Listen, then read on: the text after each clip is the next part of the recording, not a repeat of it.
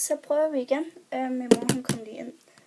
Det var bare min telefon, den har sådan. Ja, jeg vil jo gerne lige sige en undskyldningsvideo, eller hvad man kan sige.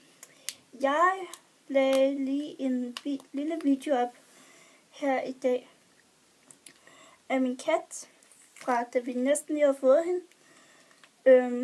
Den er ikke særlig lang, så derfor lagde jeg den også op, og så fordi jeg havde lyst.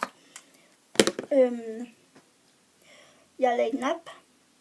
Jeg snakkede med mine venner, som jeg nok har sagt, og han kunne ikke se den.